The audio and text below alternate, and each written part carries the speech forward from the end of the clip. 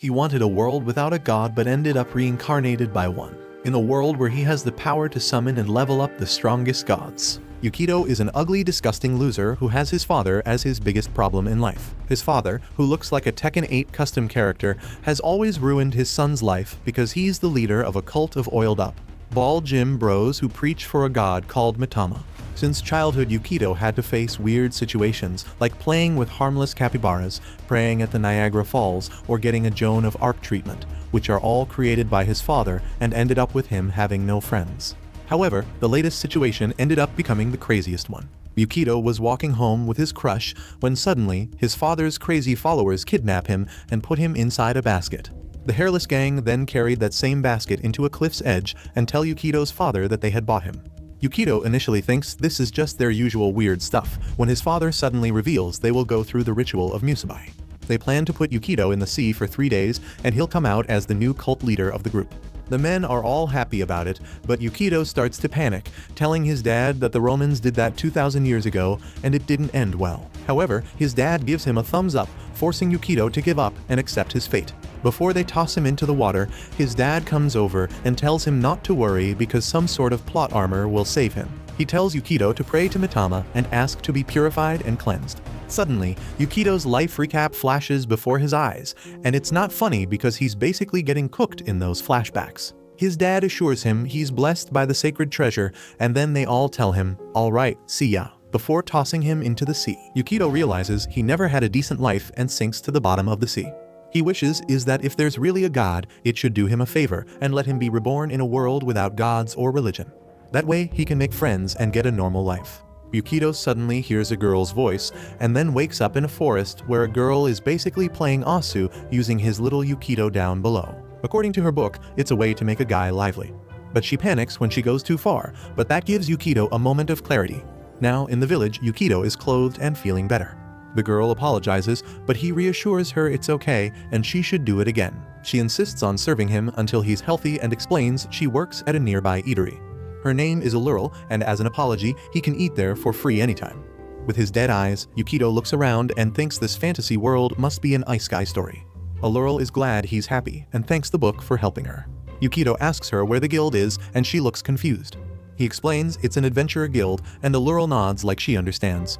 Yukito asks her to show him the place, happy that his second shot at life is in a world filled with swords and magic. However, she takes him to a field because he's not going to be like Naofumi. He's in the tilling of the farm hero. Yukito gives up, thinking this is a boring start as an adventurer. Suddenly, a guy named Roy approaches him and warns that all the girls in the village are his, and if Yukito lays a finger on anyone, he'll kill him. Yet Klen interrupts them and tells Roy not to hassle the newcomer. Klen introduces himself and offers Yukito a job. He gives Yukito a dagger, and Yukito takes it, expressing that a dagger is a classic starter weapon. He asks if he should start by vanquishing some goblins, but Klen asks him what the hell is he yapping about. Yukito proudly says he's ready, but once again, there's no adventure. There are only grapes, and he's there to harvest them. While harvesting, Klen apologizes, explaining that they don't have enough workers to bring in the harvest. Yukito still believes it's a test, thinking they are testing the new player with boring fetch quests, like gathering 50 melons or delivering a letter to some bozo in another town. He decides to put in his best effort. However, there is a problem. They harvested too much and don't have a way to preserve the grapes, therefore they will have to throw most of it away. Luckily, Yukito proposes to make wine with the extra ones. Later at the eatery, everyone is happy as they enjoy fresh wine. Roy compliments Yukito's idea and Silleril reveals that wine is usually expensive, but Yukito has helped them by making it. Yukito is really frustrated because he's not saving the world by killing the Demon Lord. He's stuck in some backwater place, the equivalent of European Cleveland, instead of fighting monsters and getting hot women in his party. Bro really thinks he's Rudius. He thinks about all the things he's done in the past month, working on the soil, taking care of animals, making wine, but nothing exciting from being reborn in a different world has happened to him yet. He's been doing nothing but Stardew Valley at this point. Ulurl comes in, asking her sister Silleril for help with work. Silleril, enjoying her drink, finds it cute to see her little sister working. The sisters let Yukito stay in the eatery they both run. Yukito is okay with making some good friends, but as he drinks his wine, he vents, wondering where his alternate world life with swords and magic is. Yet on the next day, Yukito is working when a man suddenly runs out from the forest, yelling for everyone to run. There's a monster chasing the man. Yukito can't believe he's finally seeing a Rule 34 monster from Mappa's Blender experiments. Roy says it's a strange beast, but Yukito thinks this is a mid to late game monster. Roy tells him to leave it to him, pulls out a book, and starts waving his arms around. Yukito is happy, thinking Roy knew magic all along. Yet, after flipping some pages, Roy tells Yukito to run. They end up running into the forest, and Roy reveals they got lucky they didn't get hurt. Yet Yukito sulks, embarrassed that they got hurt from running away.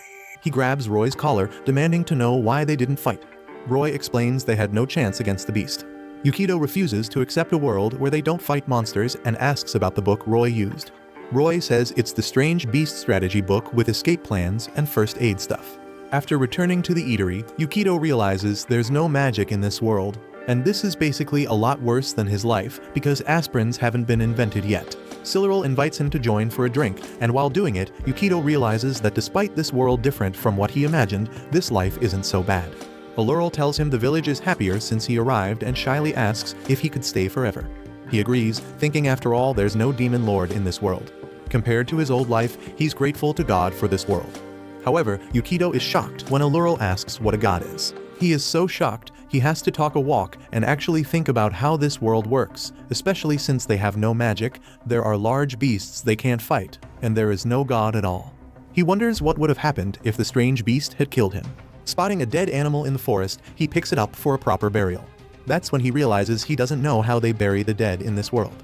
If there are no gods, what would be the most graveyard-like place in the village? He starts searching around but gets scared when he sees two silhouettes, but they turn out to be Siluril and Roy. Roy asks why he's out so early, and Siluril says she was worried since he wasn't in his room. Suddenly, Roy gets serious and asks Yukito if they are friends. Yukito is confused, but Roy then whispers that he's heard of a forbidden book and even mentioning it alone is dangerous. If anyone knows he talked about it, he might disappear. Yukito wonders if this might be the mystery of this alternate world.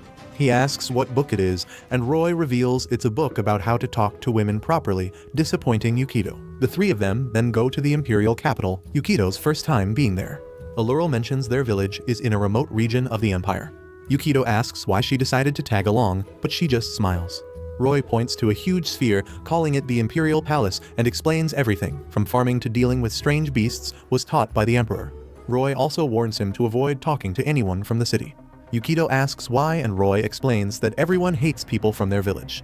Yukito wants to know why, but Roy storms off after seeing the store they came here to see. While exploring, Yukito stumbles upon a public execution. He watches as the offenders drink lean for the first time, after which the guards announce them dead, concluding the day's end of life without any issue. Yukito wants to know what happened, but Siluril just pulls him away. She explains that their country has what they call an end-of-life system. When the country orders it, the person must accept that their free trial of life has expired and must uninstall themselves from the world. Siluril explains to Yukito that everyone is artificially born in this country. Once they reach a certain age, they get sort of adopted by a couple in the capital. She then tells him about her friend Cyan. She was still a young girl when she was adopted by a couple. They acted like her mother and father and took great care of her, making her happy. But then, one day the guards come and ordered for her father to delete himself. Shockingly, the father accepts saying a word. Cyan was confused and scared. She begged the soldiers not to take her father away, but they just pushed her aside.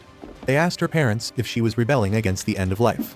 To her surprise, the father told the guards to put her in a re-education camp. The mother also supported this idea, saying they tried to raise her well, but she was weird. They believed she was not fit for the capital and took her away to another village just like Silur's one. After listening to that story, Yukito still refuses to believe it and asks Siluril if they too will face the end-of-life fate one day. Roy just smiles, saying they're special and treated differently, so Yukito shouldn't worry. They decide to return home, but Siluril stays behind, hearing the crowd calling them filthy defects and saying they shouldn't come to the capital. The people want the country to get rid of the folks from their village. That evening, Siluril sneaks into Yukito's bed, saying she came prepared to give him some head after reading some techniques in a forbidden book. She holds a rope and a whip. Yukito tells her she doesn't have to and tries to push her away, but she ends up tying him up. Suddenly, she comes to her senses and apologizes, saying forbidden books are terrifying. She adds that maybe she was sent to the village because she was always like this. Yukito then asks Siluril more about their village. She explains that the village is like an isolation camp where horny people are sent. She shows him a mark that brands them as residents of the isolation camp. Anyone who fears the end of life or doesn't agree with the country's ways gets banished to the village. But she smiles, saying that despite not having a mark, Yukito doesn't look at them with disgust. He laughs with them, eats with them, and teaches them all sorts of things. According to her, no one from outside has been as kind to them as he is, and this makes her happy. Yukito says maybe it's because he was also disliked, and they are the first people he ever made as friends. Allurl then comments on how pretty the stone around his neck is. Yukito's necklace was given by his father moments before being thrown from the cliff, who mentioned it was a protective charm from their cult. Somehow it also came with him to this world. He asks if she wants it and puts the necklace on her neck, apologizing that it's a cheap trinket. She's happy with it and thanks him. Then he tells her to go to sleep, and as she leaves, she looks at him once more, grateful to have met him. The next day, Yukito wakes and notices the eatery is closed. He steps outside to find a cooked-up Roy lying on the ground. He asks what happened, but Roy simply that the ops has done got him and that they took them away. He explains that the village is a dump for people the country has designated as weirds, and they are not instructed to delete their lives. Instead, their lives are forcibly taken. He sheds tears as he says that Allurl and Silurl will have their lives taken today. Yukito asks why Roy never spoils him the plot of the anime. Roy apologizes, saying he couldn't say anything because of Allurl's feelings. Yukito decides to go save them, and at that moment, Clan appears with a carriage, offering Yukito a ride. Meanwhile, things just get a lot darker when we see Allurl in distress as she watches her sister hanging out with the guards, and not in a good way. The guard prepares to end while she holds onto the necklace. She already accepted that she's cooked, just like her sister, when suddenly, Clan and Yukito arrive just in time. Yukito jumps from the carriage and starts throwing hands, knocking out the one that almost ended Allurl. The remaining guards question Yukito about who he is, and he says he's the friend of the deviants they hate so much. He then sees Silurl's lifeless body on the gallows and remembers her smile. He angrily questions the guards why the girls have to die. The guards prepare to attack when a man, the captain named Bertrand, steps in, answering Yukito that it's because they're deviants who fear the end of life. Yukito asks what's strange about fearing death, and the man replies that death is not something to fear. Meanwhile, the citizens watching the execution from above start murmuring that the end of life is basically their duty. They don't have umbrellas where they live. Bertrand then pulls out his sword, saying that the existence of the isolation camp is a sign of their emperor's mercy. Bertrand then slices Yukito, causing him to fall to the ground. Allurl tries to run to him, but she also ends up being sliced at the back by Bertrand, causing her instant death. She didn't even bleed out. What the hell, man? Yukito, in disbelief, crawls to her lifeless body, questioning why everything is the way it is. He recalls his dad's words that the god Mitama will save him, but he doesn't believe that he or his dad deserve to be saved. Instead, the people of the village who lived honest lives and are kind to others are the ones who should be saved. He grabs the stone that fell from Allurl's neck and then shouts that if Mitama truly exists, she should shave them. He holds the stone tight and recites the mantra of purifying to cleanse himself. The stone starts glowing, then flies from his hand into the raining clouds. The sky clears up and a little girl flies down with great power and stands beside Yukito. The guards get confused and ask Bertrand what's happening. Suddenly, the girl cheerfully hugs Yukito because he finally decided to accept her as his god Mitama. They're hugging, it's not what you think, but she's in shock when she notices Yukito's pale state.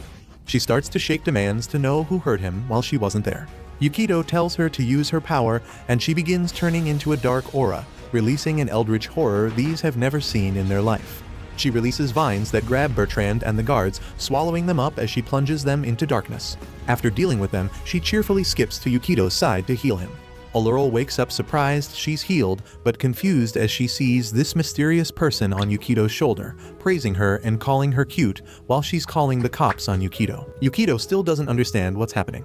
He asks who she is, and she suddenly looks sad, saying how can he not know who she is? She claims to have been by his side more than anybody else in the world. Then, she claps his cheek and smiles as she introduces herself as Mitama, his god. Allurl can't believe her eyes as she sees her sister and the others alive. Mitama brags about how she only meant to bring back Yukito, but ended up reviving everyone because she's too OP for them. Yukito wonders if she's really a god and sees everyone who saw everything walk away as if nothing happened. Back in the village, everyone is shocked to see them return. Ricky asks about their death and Silurl smiles while admitting they were goners, but somehow they're still alive. Ricky tears up and suggests a drink to celebrate. They all head to the eatery for some wine, but Yukito feels devastated. Even though things worked out, he's worried about the imperial capital. They know that they're cooked if the emperor's army suddenly shows up because he basically unleashes something they've never seen before. He wonders how he can protect the village because they're small and can't stand up against an army. The only hope they have is Mitama. Yukito turns to Clan and asks for more info about the country. Clen tells him the end of life was set up by the Emperor hundreds of years ago. Yukito's shocked it's been around for so long when suddenly Mitama leaps at him with such force that nearly knocks him over. Clen asks who Mitama is, and Yukito explains that she is from the same country as him. Yukito sits Mitama on his lap and asks about the miracles her power can do. Mitama proudly claims she can do anything because she's a great god. Yukito asks if she can beat an entire army. Our guy still can't believe he's with a god, even though Mitama basically revived everyone while swallowing some poor bastards who were just following orders. She grins and says she can wash them away with a giant wave. Yukito figures out that Mitama is really all-powerful. Yukito feels joyful because he actually reincarnated in another world with the ultimate cheat code, which is a pet god. Mitama confidently stands, eager to show off her power to Yukito. She unleashes her godly abilities on a cup of wine to multiply it. However, the wine doesn't multiply, instead, it just swirls around in the cup. Mitama gets confused and checks her follower stats just to find out she has 0 followers. She explains to Yukito that a god's power grows with more followers, and having none turns her into a useless kid. Without TikTok or Instagram, she can't really do pull an Ice Guy OG San, because that's how you bought your followers. Yukito asks if having more followers makes a god more powerful, and Mitama confirms this. Yukito then declares that he will make her a god by creating the first religion in this world. His first recruit is Roy, who enthusiastically agrees to be a follower. Yukito then announces their plan to create a religion called Salvation through Mitama, with himself as the religious leader. He aims to recruit 10,000 followers before the upcoming army attack. Mitama predicts that with such a following, her power could reduce cities to ashes and split oceans in two. Roy becomes the chairman of the evangelism department and expresses his desire to spread Mitama's cuteness and her holy bath water. Yukito believes that performing miracles is the most effective way to gather followers. They can also try the Paul Atreides route, but that'll take 1,000 years to finish. However, the current Mitama is as useless like most of our viewers. He decides to start with a speech, drawing inspiration from his father's teachings on crafting speeches to scam people into becoming followers. However, Mitama dismisses the need for a speech, claiming she possesses godly wisdom, and she has over 80 million power in Rise of Kingdoms. She plans to use this wisdom to impress humans and force them to kneel before her. They set up an altar where Mitama sits, while Yukito and Roy kneel in front. This attracts the attention of villagers, and Yukito takes this chance to say that Mitama is a god capable of performing numerous miracles. She can revive the dead, send poor guards to another dimension, and she knows all about the past, present, and future. To prove their claims, Yukito decides to show one of Mitama's miracles. He begins to speak, detailing Allural's present relationship issues while acting possessed. Some locals are stunned, and Allural, both startled and terrified, admits to the problems. She wonders how Yukito knows, and she is secretly afraid that he has detected her love for him. Yukito gets forward confidently and informs everyone that Mitama utilized her supernatural powers to peer into Allural's heart and expose her emotions. Allural is astounded by this news, you can see because her melons started a fanservice. Yukito smiles, thinking it's working a technique he refers to as the Branham effect, in which fortune tellers say vague things that may apply to anyone, leading people to feel they're true. In short, this is a scam. It's an interesting psychological ploy to get people to believe in Mitama, but it doesn't work. Next, Yukito tries to persuade everyone that someone protected by Mitama's powers cannot be injured by a sword. To demonstrate this, Roy is confined in a box with sword holes, and Mitama, brandishing a sword, attempts to shove it through. But it backfires as she inadvertently stabs Roy. They decide to make Roy fly by placing him on the roof and carrying Mitama on his shoulder. Roy is terrified, but Mitama only smiles. Again, it fails and Roy falls to the ground. Bro Roy is getting cooked for no reason. They try to draw attention to Mitama by pulling an Oshi no Ko, but it doesn't work because of chapter 143. By the end of the day, they are exhausted. Mitama refers to herself as a crap and impotent god, and Yukito loses faith that anyone will join their religion. He understands how difficult it is to establish a religion, and he admires his father's accomplishments for scamming bald, buffed, and oiled-up men. He shouldn't have thought of him as a fraud. Allural bursts in, shrieking about trouble. Yukito is concerned that the Imperial army has arrived, although the situation is not that serious. Allural brings in her pet, Chilchil, and mentions that it may have ingested some anti-pest poison. Yukito suggests taking it to the vet, but Siluril sadly explains they don't have animal veterinary in the world and that the Imperial capital won't help non-human lives, and they themselves lack the medicine or knowledge to treat Chilchil. Siluril comforts Allural, apologizing to Yukito for the inconvenience, but emphasizing how important Chilchil is to them. As the girls patiently wait for their pet to pass, Yukito and Mitama burst in. Yukito holds some herbs, mentioning that he made Mitama help him find them, hoping they might act as an antidote. They make a medicine, and Yukito feeds it to Chilchil. While waiting for it to recover, Mitama praises Yukito, saying his former self wouldn't have cared enough to do something kind like this. Yukito agrees, stating that he's changed, and if there's anything he can do to help, he wants to do it. Though it's too late for Chilchil because you can see the poor animal change textures from 2D to 3D as it coughs up the medicine and its eyes start closing, leading Allural and Sillural to cry, begging for it not to die. Mitama, inspired by Yukito's words, steps up and stretches her hand, enveloping the animal in a ray of light. They're shocked to see the pet open its eyes, fully recovered, and now looks it's from a Nintendo Switch game. Mitama reassures them that Chilchil will be fine. However, to their surprise, Mitama now looks like a wrinkled old woman. She explains that she used the power of Roy, the perverted follower, to help them, and that's the most she can manage at the moment. The girls express their gratitude to Mitama and Yukito. Mitama starts to glow and checks her stats, finding out she now has 3 followers. Feeling rejuvenated, she says she can use quite a bit of power now. Yukito is amazed and asks if she gets this much power from just a few followers. Mitama says it's not normal, speculating that Allural and Sillural might have some special ability. Yukito begins to think that the way someone becomes a follower might affect the amount of power Mitama can use. For example, the girls became followers after witnessing Mitama's godly powers, unlike Roy here, who we should call the Child Protective Service immediately for gushing over her. Mitama laughs, declaring she's no longer a crappy or impotent god. She vows to show the fools who refuse to revere her the extent of her powers, starting with Allural and Sillural. Yukito urges her to calm down and not rush into anything. Allural interjects, saying she has a favor to ask. The group gathers outside, and Allural has a special request for Mitama. She wants Bertrand and the guards brought back. But Yukito asks her what the hell is she thinking, because he's pretty sure the guys hanged her sister and killed them before. He questions why Allural wants them back, and she explains she thinks they were just doing their assigned job, not because they wanted to. Sillural adds that having more buddies for drinking would be fun, despite these buddies hanging you in the past. Also, Mitama could protect them just in case. Yukito knows they'll have to face the Imperial Army soon, but he still thinks it's risky to bring back someone as dangerous as Bertrand.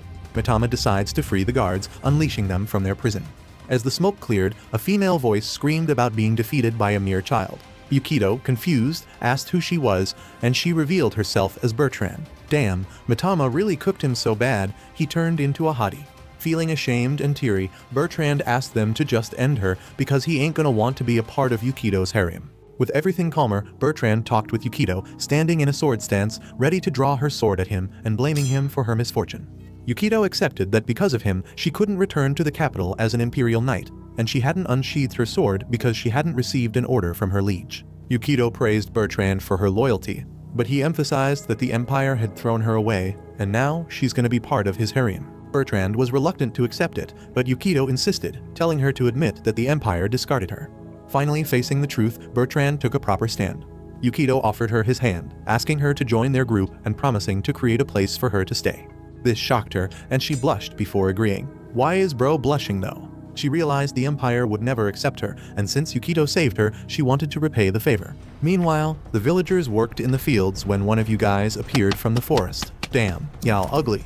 They decided to run since they didn't stand a chance. Ricky, however, stood his ground despite others telling him to run. Luckily, Yukito arrived with Mitama to save the day. Mitama declared she would unleash her ultimate weapon, a sword she created called the Godly Blade. She dropped it beside Ricky, ordering him to use it against the approaching beast.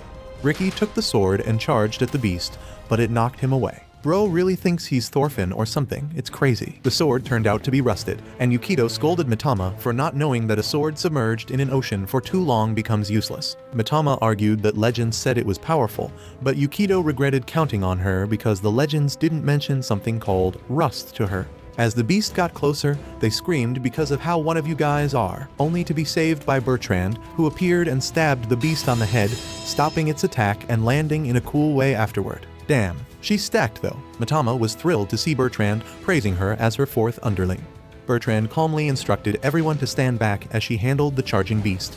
The beast came at her, and she unleashed the power of her sword, covered in electricity, slicing through the beast effortlessly. Bro really cooked the beast so hard it turned into a beast Wellington. Yukito and Mitama were shocked at the incredible power she possessed.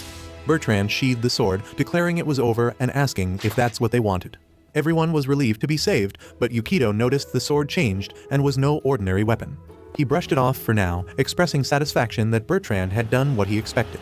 Yukito began preaching about the power of their religion's holy knight, Bertrand, and everyone was amazed. Yukito was pleased to have found a powerful ally in Bertrand. He preached that if they joined their religion, the holy knight would protect their fields from strange beasts. The villagers were unfamiliar with the concept of a religion because these poor sods are just farmers. Mitama started boasting that a religion was where they worshipped her as a god, but Yukito covered her mouth and explained that they should think of it as a group with loose ties, and Mitama was like a mascot they called God.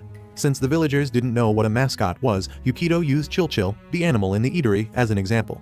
He convinced them that if they became members of their religion and loved Mitama as their mascot, they wouldn't have to fear strange beasts anymore. The villagers all agreed, and Yukito was glad they were making progress. Oluril tries to entice people to join his group by informing customers that they can only access wine if they become premium members and buy the religious battle pass. Bro really made the first ever pay to win religion. The customer agrees willingly, and she expresses gratitude for their cooperation. When others overhear this, they decide to join as well. Yukito is pleased with this, as it aligns with his cunning strategy to gain followers. Yukito presents a special fridge resembling a large pot, known as a zir pot, to the new recruits. He explains that they can keep their food fresh by placing it inside.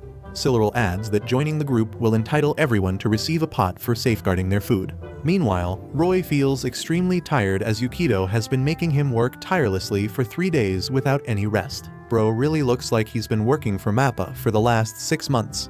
Yukito even assigns him the task of making 20 more pots by the next day. Even when Mitama tells Roy she will make him work until he drops dead, he takes it as a compliment and works even faster. Yukito bakes some edible cookies to lure more people into joining. Oluril instructs them to write their names on the religion list to receive a cookie. Then Yukito utilizes Mitama's power to provide a hot spring treatment as a bonus for new followers. Mitama gains 107 new followers, and she is genuinely happy about it. Yukito informs Mitama that their success is not solely due to her charm. In a world where there's no concept of gods and religions, it's challenging to scam people into joining their cult. However, he points out that it's easy to convince them because they lack strong feelings against religion. He just needs to present it in a different way. When Mitama asks what he means by a different way, he explains that the followers shouldn't be bound together by deep devotion. Instead, they should focus on personal gain. For instance, in exchange for their belief, promising to heal them, share food, and protect them from enemies. This way, they can attract more followers by offering benefits that are easy to understand. However, he lacks precise information on how many followers they need to become strong enough to stand against the Empire. Yukito decides to summon Bertrand to gather information about the Imperial Army. To his surprise, he sees her in a cute maid outfit, literally accepting that she's made to breed. Ignoring her attire, he inquires about the number of soldiers in the Imperial Army. Bertrand is shocked that Yukito is focused on numbers, explaining that the strength of the Imperial Army lies in the Archons, a small elite unit directly controlled by the Emperor. When Yukito asks if they are stronger than her, she admits she's nothing compared to them. Bertrand goes on to elaborate that Archons possess a special power bestowed by the Emperor, and rumors suggest that each one is strong enough to erase a mountain. A scene shows an Archon in the forest effortlessly defeating a strange beast with a powerful blast. Meanwhile, Mitama is enjoying her cookies when Yukito interrupts and asks if she can erase a mountain. Mitama jokingly says she can erase a mountain of cookies, but Yukito insists on a serious answer. She claims her powers easily surpass the mountain gods in Japan, but reveals that she needs 10,000 followers to perform such a feat. Yukito becomes disappointed as they only have around 100 followers. Mitama laughs, thinking Yukito is impressed, but he concludes that she's useless. Yukito goes to meet Bertrand, who is dressed attractively. Bro literally accepted his fate and forgot he used to have a rod of his own. She starts panicking, thinking he's making a move on her. Blushing, she waits nervously for his next move, thinking that Yukito will put his sword in her sheath. However, Yukito surprises her by pulling out her sword and examining it, declaring it's just an ordinary sword. She kicks him, retrieves her sword, and asks him what he wants with it. In pain, Yukito explains that she defeated a strange beast with the sword, but he can't understand how it could cut through something so big so easily. He asks if there's a trick to it. Bertrand decides to demonstrate, standing in front of a large boulder. She says the word emanate as she unsheathes the sword, powering it up. With a slight swing, the sword effortlessly divides the boulder into two, smashing it to pieces. Yukito is astonished. Bertrand assures him there's no trick, he just doesn't know how to use the sword. She claims there's nothing the sword can't cut through. Yukito compares it to a magic sword and eagerly asks where they can buy more, thinking it could help them stand against the Imperial Army. Bertrand explains it can't be bought. It's granted to those above a certain rank in the Imperial Army by the Emperor and imbued with special power. The nature of this power is only understood by the Emperor. Yukito gathers the religion's admin committee, but it's just him, Siluril, and Klen. Siluril wonders why it's only them, and Yukito says it's because they seem like the smartest ones, and that includes this little animal Chill, who's just chillin' like a villain. Yukito shares that the village is in danger, and Klen confirms that the Imperial Army might be coming, while Siluril thinks they're just observing. Yukito insists the army will come anytime soon, so he asks if there's a way to move the whole village and send it to Brazil or something. Klen warns that making a big move will get them crushed instantly.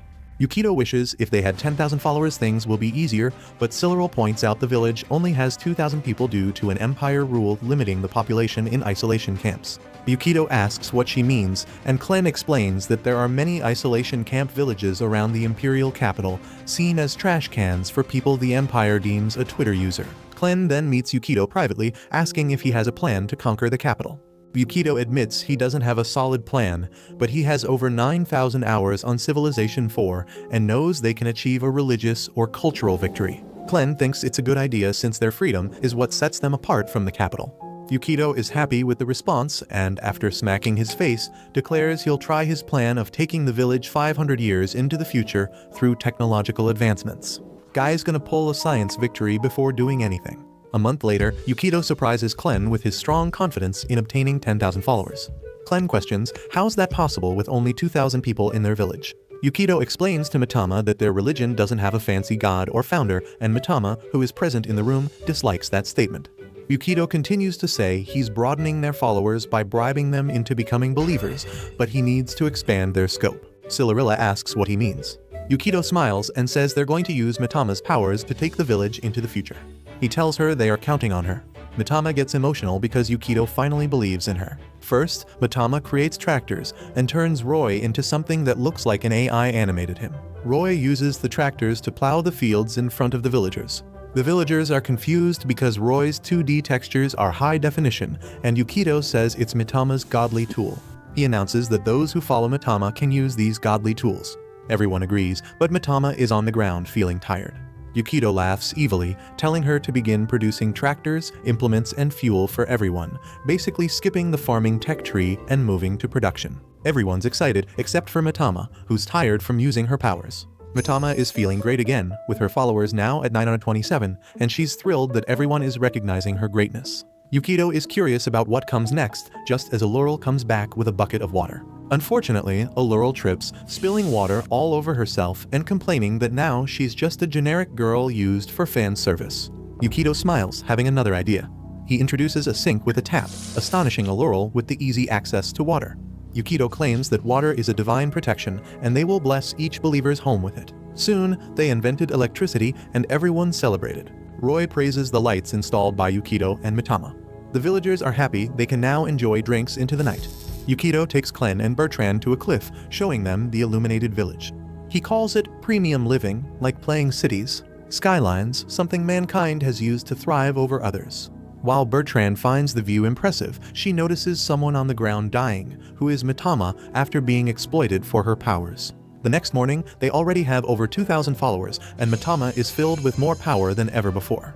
Yukito announces that they have made every person in the village a follower, but he reveals that all this was just preparation for the next step. Suddenly, Roy bursts in with bad news. A little girl has cooked and put blur sensors on Bertrand. Yukito wonders who the enemy is, while Mitama is still screaming from overflowing with power. Yukito rushes to check on Bertrand, who is half-conscious. He asks what happened, and she explains that the little girl is an Archon sent to destroy the village. Yukito sees the named Adder, who claims the isolation camp violates the Assembly's will and will be wiped out. However, Mitama interrupts, declaring that she, as a god, will show Adder her power as she's the one that set the rules. The Archon fires a huge blast, but as the smoke clears, Mitama is surrounded by rocks unharmed. Mitama confidently asserts herself as the rule, shocking Adder. Yukito, on the other hand, can't believe the Archon shot a beam, and Bertrand explains that's the power of an Archon's weapon. Adder is stunned, wondering what stopped her attack, as mere boulders couldn't withstand her power. Mitama counterattacks by creating shadow plant jutsu from the rocks and sends them to Adder. Adder blows one away, as the others charge at her while she's trying to understand what kind of beings they are. Bertrand is shocked that Mitama can stand up against an Archon head-to-head. Even though they seem evenly matched, Yukito is worried for Mitama since she only has 2,000 followers. Adder continues firing at the plant beings when one from underground grabs her cannon hand. The remaining beings leap into the air with their weapons, smashing Adder, and Mitama finishes it by creating a mouth to swallow them. Yukito and Bertrand are shocked, and Mitama, happy with her success, runs to hug Yukito. However, it's not over, and the plant's mouth cracks open as Adder blasts the face into smithereens. The Archon levels up, now with multiple cannon hands floating around her. Mitama prepares another attack feeling confident, but she's used much of her power. She decides to end it quickly by creating huge snake plants and sending them towards the Archon. However, Adder easily blows them off with a single blast. She then declares that she didn't want to use her full power, but they leave her no choice, intending to wipe out the whole isolation camp as she prepares a large cannon blast. Yukito is scared at the legendary level of this power. Mitama is scared too, realizing she's basically cooked after using all her powers, angered at the idea of losing to a little girl. Yukito calls out to her, saying she's their last hope. Fortunately, this gives Mitama a little power, and Mitama reluctantly admits that it's annoying she has to borrow their powers, but Yukito is counting on her. Mitama surprises Yukito by cheating and borrowing the power of all the gods, manifesting many god hands.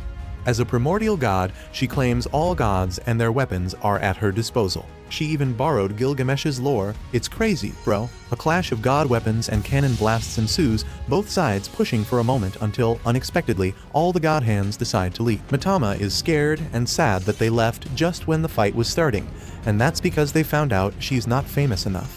However, the blast intensifies and then explodes into an Adobe After Effects, leaving Adder badly wounded. Mitama is on the ground, and Yukito calls out to her. She apologizes, crying that she couldn't be of help to him. Yukito goes to comfort her, but remains wary of Adder, who is a bit wounded, but still floating in the air. Adder, angry at her failure, unleashes a blast towards the village to erase everyone and everything. As the blast expands towards Yukito and his friends, who have huddled together, Yukito watches, disappointed that he couldn't do anything to save them. But then someone snaps their fingers, and the blast disappears and fades away. Everything that seemed burnt away is restored, as if by magic. Everyone is shocked by this, and Adder wonders what happened and then concludes it's an illusion. She turns to see Klen, who tells her that it's enough. Adder, now recognizing Klen as Loki, says she didn't recognize him in that form. Loki teases her, saying she's getting slow if she didn't recognize her in human form. Confusion still lingers among everyone. Loki clarifies that there is no man named Klen, appreciative of how they treated him so nicely as if they knew him. He undoes his illusion, revealing his true form, and introduces himself as Loki, one of the main Archons. Damn, this anime is so peak. They turned the guys into hot women. Bertrand realizes that Loki had infiltrated the village to monitor them. Adder asks if Loki betrayed them and demands an explanation from him, preparing to blast him depending on his answer. However, Loki materializes away and reappears behind Yukito and Mitama, telling them both that the time is right and they should go assassinate the Emperor. Surprise fills Yukito as he watches everything unfold. Adder asks Loki why she's discussing assassinating the Emperor, which only heightens Yukito's astonishment. He wonders if Loki is aligned with the Emperor, but she declares her readiness to assist Yukito because of his desire to dismantle the Empire. Accusing Loki of betrayal, Adder prepares to unleash an attack, but Loki outwits her with an illusion, swiftly stabbing her from behind and restraining her with a box-like device. Yukito and the others stand in shock as they witness Bertrand, also handcuffed, rolling on the ground. Instructing them to follow, Loki leads them to the heart of the imperial capital, where armored knights, resembling statues, stand guard. She guides them to a massive door, revealing it as the entrance to the Emperor's chamber. Upon entering, they find themselves in the throne room, with the Emperor seated on his throne. Loki signals for them to approach. Slowly passing the guards, Adder rushes to the throne, kneeling before the Emperor, admitting failure in eradicating the rebel camp and allowing insurgents to confront him. The Emperor commends Loki and Adder for their efforts. Yukito is taken aback when he lays eyes on the Emperor. Addressing him directly, the Emperor seems to have been anticipating his arrival. Feeling stunned, Yukito prepares to defend himself. The Emperor reveals his awareness of Yukito's plans to revive God and reintroduce religion. Lost in thought, Yukito is surprised by the Emperor's knowledge of God, a fact known to few. Growing bored with the Emperor's discourse, Mitama yawns and notices a distant pillar. While Yukito is still contemplating, she shatters the pillar, jolting him back to attention. Observing that the pillar may have been affecting everyone's behavior, she reveals that he and Adder have been conversing with a deceased individual all along. As holographic projections in the room begin to fade, a black sphere with red wires is revealed. Screens emerge behind and around the throne. Loki grins, remarking that she knew Mitama would unravel the truth swiftly. While ascending the stairs to the throne, she tells Adder and Yukito that all they've seen was fake, created by the room's machines. She kicks the old emperor's skeleton off the throne, causing it to crash down the stairs with the head rolling to Adder's legs. Adder is too shocked to speak, staring at Loki, who casually occupies the throne. Loki reveals the truth, stating that the emperor passed away long ago, and the empire has been governed by the room's machines set up by the emperor before his demise. She confesses she's been monitoring them for years, but still doesn't fully understand how they operate. Loki elaborates that these machines analyze and regulate everything, from the empire's finances, food, and populace to natural phenomena. She dubs it the Assembly, stating that the country has been under its control for a long time, longer than they can think. Adder remains profoundly surprised and struggles to believe Loki's words. Yukito begins to connect the dots, realizing that the entire empire was under the Assembly's control. He thinks these machines surpass the technological level of his previous world. Yukito continues to think deeper, and Mitama explains to him that he's thousands of years ahead in the future compared to his old world, which has already been destroyed. Yukito is rendered speechless. She continues, revealing that civilization destroyed itself, and a handful of intelligent survivors erected a new civilization to avert a similar fate, abolishing belief in all deities. Yukito is frightened by this revelation, grasping Mitama's shoulders and urgently asking what the world has become. Mitama advises him to calm down and identifies it as Ashihara no Nakatsukuni, which equates to Earth in Yukito's terms. She transported Yukito far into Earth's future. Unable to process everything, Yukito panics. He repeatedly questions Mitama about why she brought him here, and she responds that it's because he wished for it. In a flashback, Yukito's father's religious followers throw him into the sea, causing him to drown. Mitama explains that finding a time in history with all the situations Yukito wished for wasn't easy. She excitedly asks if she did a good job, her eyes shining like a star. Yukito sadly realizes that the gods had played him all along and laments the terribleness of all gods. Loki signals Mitama to break all the machines in the room, intending to destroy the empire. Adder questions her decision, wondering why she would do that since the Archons were born to serve the empire. Loki tells Adder she wants the act to end. Just as Mitama is about to wreck the machines as Loki asked, Yukito tells her to wait. Loki faces Yukito, but he surprises her with a kick to the face. She narrowly dodges, grabs a knife, and rushes at him. Yukito grabs her hand before she can stab him, disarms her, flips her to the ground, and holds the knife to her neck. Yukito shares his theory, saying the Archons can't use their powers in the throne room or around the Imperial Palace. He also points out the previous illusion wasn't Loki's doing. If she could use her powers, she wouldn't need to bring them all the way to the Imperial Palace. Yukito questions Loki about her goal and why she's trying to destroy the country. Yukito strikes the knife on the ground beside her face, leaving a cut on her cheek as she gives a vague answer, hiding her true motive for destroying the empire. Leaning over her, just above her head, he looks into her eyes, still holding the knife against her face, and demands the truth. Loki explains that a real god can't be fooled by her illusion ability, and the Archons are similar to gods. They gain more power with more followers. She believed that with her powers, she could destroy the empire. To test her hypothesis, she went to different isolation camps, demonstrated her powers to gain more followers, and as she got more, she could use powers she normally wouldn't. She goes on to say that the Archons were built to resemble gods, having similar traits. Yukito confronts Loki, asking her if she wants to play God. She responds that she doesn't want to play God, but aims to become a real one. She shares her plan with the other Archons, and they agree to it. Loki suggests destroying the palace, surprising both Yukito and Adder. Yukito agrees immediately, surprising them even more. Yukito tells Loki that a world with free will isn't so bad and instructs Mitama to destroy the palace. He throws the knife at the throne as Mitama punches the place, breaking the dome above them. The noise grabs the citizens' attention and they worry about the Emperor's safety. Loki tells Yukito that a new age of gods is about to begin as chaos engulfs the world again. Yukito disagrees, saying nothing has changed and he'll make Mitama the sole god. He dismisses the other Archons as fakes, stating that they will be unable to win against a real god. Loki leaves Adder with Yukito, unable to use her powers as the capital's machines have been destroyed. She tells Yukito to do whatever he likes with Adder. Yukito calls out to Loki as she walks away, vowing to protect the village at any cost. Loki responds that she would also do whatever it takes to become a god. Approaching Adder, who is still upset and wonders why she is still alive, Yukito tells her she can sulk, but it won't bring back the Emperor or the Assembly. In a fit of rage, she blames him for destroying everything. Yukito explains that if he hadn't, they all would have been killed. Adder breaks down crying and clings to Yukito's shirt. He comforts her, saying there is still hope. Adder looks up in surprise. He promises to help her defeat the other Archons so she can rebuild the Assembly. Yukito points out to Adder that the Archons possess unique and diverse powers. If she collects all these powers by defeating the other Archons, she could achieve near omnipotence and recreate the system with the Emperor and the Assembly. Adder asks Yukito why he's helping her, and he replies that the other Archons are his enemies too. He admits he doesn't know why but can't ignore a crying little girl. He hugs her tightly and she thanks him, crying against his chest. Reflecting that, despite being archons emotionally, they are no different from children, making them easy to manipulate, Yukito spoon feeds at her, asking if it's delicious, and she replies positively. Allura spies on them, thinking she was right about Yukito being a lolicon. Yukito calls the people of the camp and announces to them that their faith now has two deities, Mitama and Atter. He explains to them that both Mitama and Atter are both their gods, as they did not understand what he meant by the word deity. Mitama is shocked by this and confronts Yukito, asking him what he meant by the statement. Just as she is confronting Yukito, a counter appears above her head, showing the number of followers she has.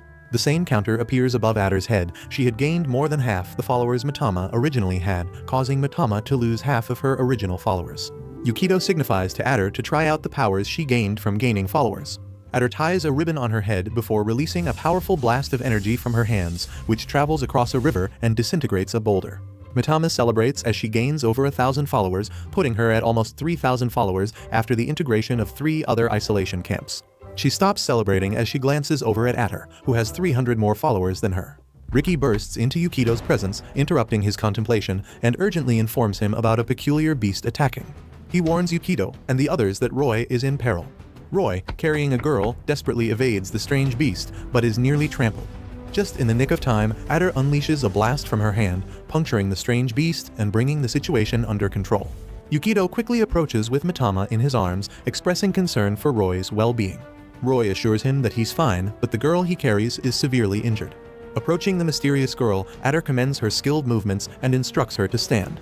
The girl, introducing herself as Gaia, one of the main archons with the power to control strange beasts, asks about their religious group.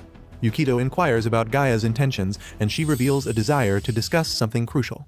Gaia explains her predicament, being attacked because she couldn't control the strange beasts. In a later scene at the eatery, Mitama mocks Gaia for having only 2 followers compared to her 3,000, asserting that Gaia should worship and obey her. Yukito engages in a conversation with Gaia about her struggles with controlling strange beasts due to the lack of followers. Gaia discloses that she was attacked herself and expresses a desire to crush Loki, who initiated the conflict among archons. She suspects Loki has a winning plan and insists on crushing her soon. Yukito and the party head to the capital, encountering an unexpected massive wall. Yukito ponders its purpose, and just as Mitama prepares to use her power to break it, Gaia advises against it. Gaia proposes an alternative solution and reveals her ability to create strange beasts, leaving Yukito perplexed by her dual power of both control and creation. Just as Yukito was about to finish stating how dangerous Gaia is, she completed the creation of the beast, a small, cute bird made from mud.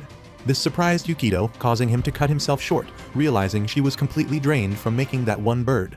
The bird soared into the air, surpassing the height of the wall, only to be instantly shot down by a green laser energy beam.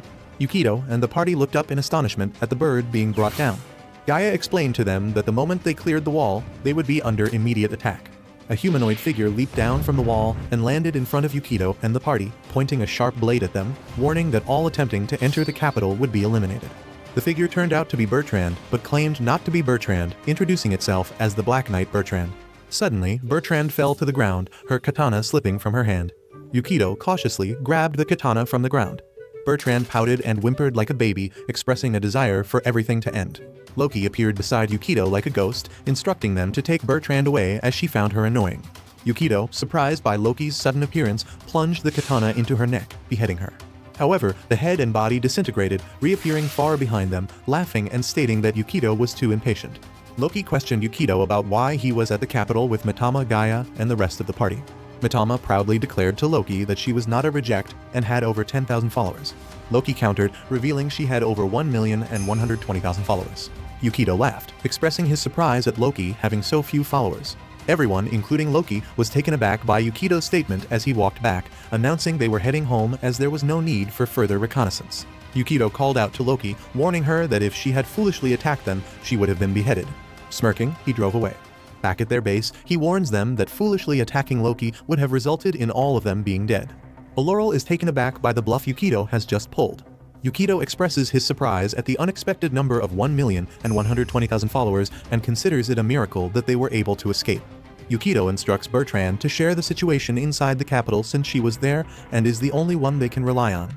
She explains that after the Emperor's death, the capital lost order, but when Loki entered the Imperial Palace, the people began behaving orderly again, as they used to.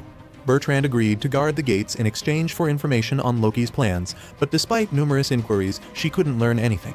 Yukito asserts his belief that Loki is acting as the Emperor, using her illusion power on the entire capital. This revelation surprises everyone, realizing that the entire capital is trapped in an illusion created by Loki.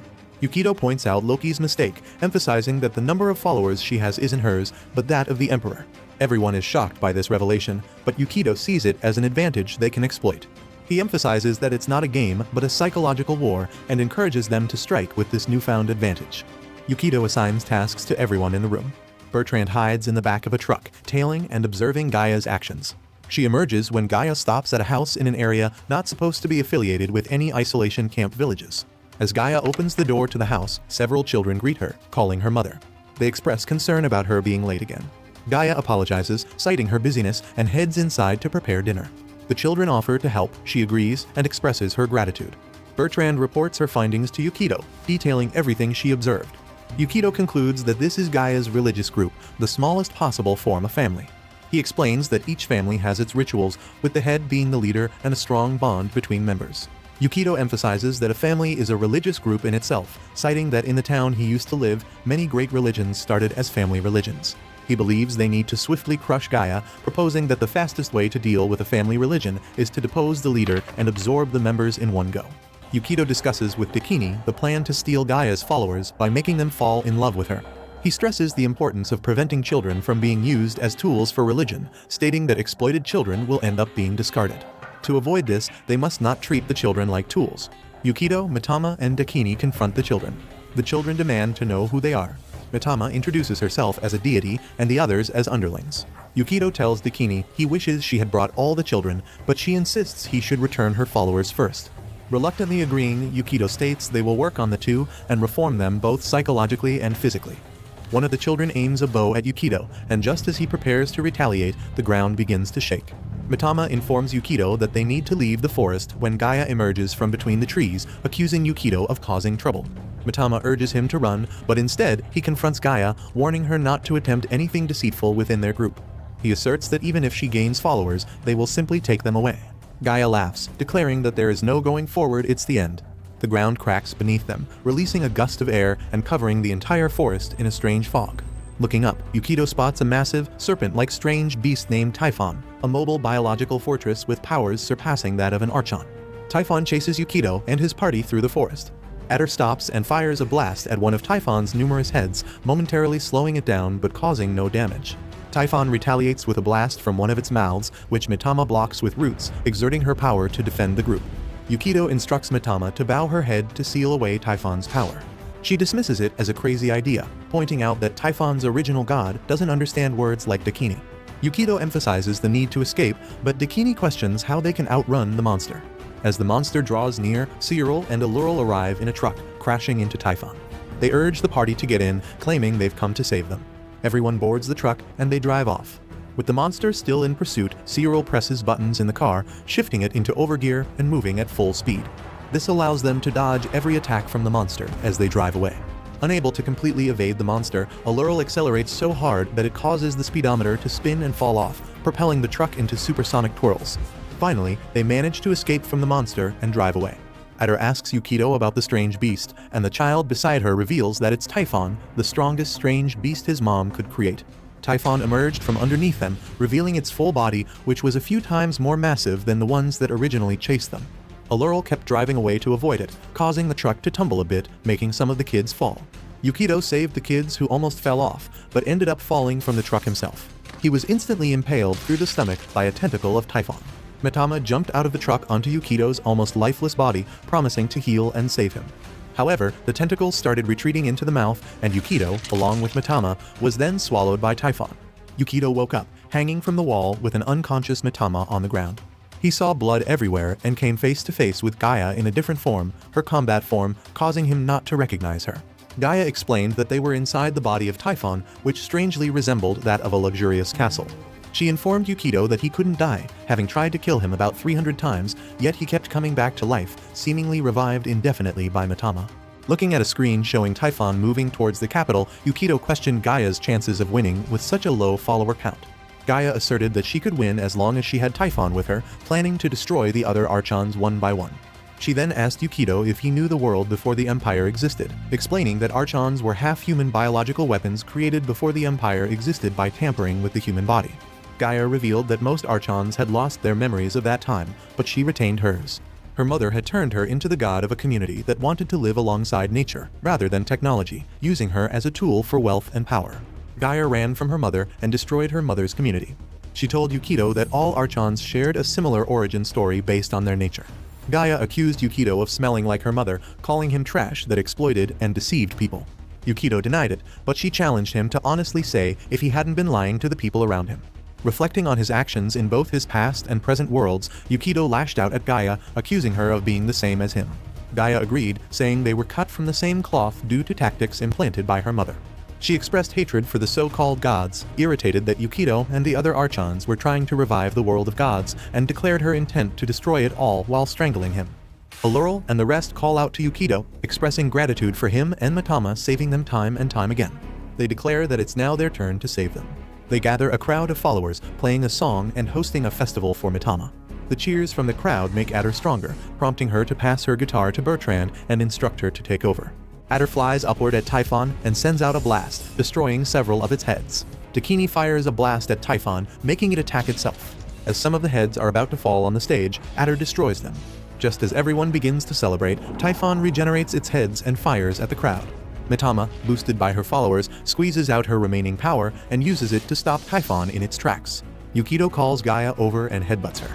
Mitama suggests a way for them to win, proposing that if Yukito becomes her believer, she would gain enough power to instantly kill Typhon and anything else in a flash.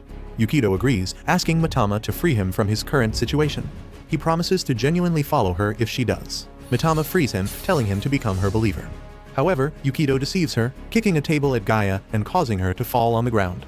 Attempting a suplex on Gaia, Yukito is sent flying to the ceiling by a tentacle that pops out of Gaia's stomach. Adder takes the stage, urging her followers to transition over to Mitama.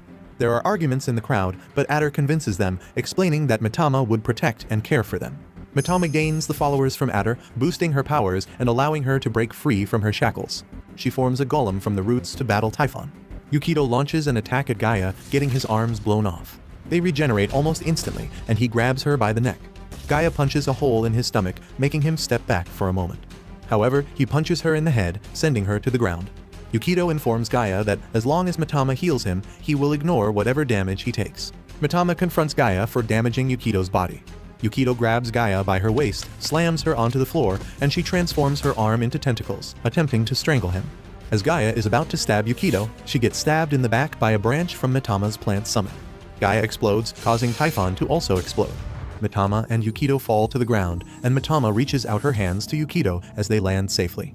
Adder and the rest of the party meet them, and the children go over to where Gaia is and lean over her. She tells them that if they want revenge, they should take action, as she is injured and unable to do anything. One of the kids walks over to Gaia to stab her, but another child stops him, catching the knife with her bare hand. She begs him not to kill her, and he drops the knife on the ground before walking away. Gaia reminisces about her past as she lies on the floor.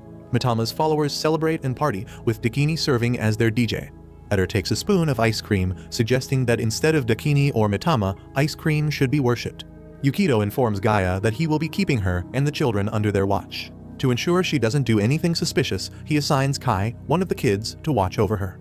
Yukito points out to Kai that he likes Cyan, another child whom Gaia took care of. Mitama teases Gaia, claiming that she is now one of her underlings, but Gaia playfully teases her back. Loki shows up at the scene to congratulate Yukito. He asks her if she is responsible for Mitama's follower count. She responds by saying that having Typhon attack the capital would have been very annoying for her. She tells Yukito that she used her own power to transfer a part of her followers to Mitama. Yukito warns her not to underestimate him, saying she's feeling like a god who moves pieces on a chessboard. Loki assures him that she does not underestimate him at all and admires his abilities more than anyone else. She disappears without a trace, as if she had never been there. Allurel and Cyril walk up to Yukito, who is staying by a lake. They recount their experiences since they met. He assures them he would protect the village no matter what. Watch this next video. See you on the next one.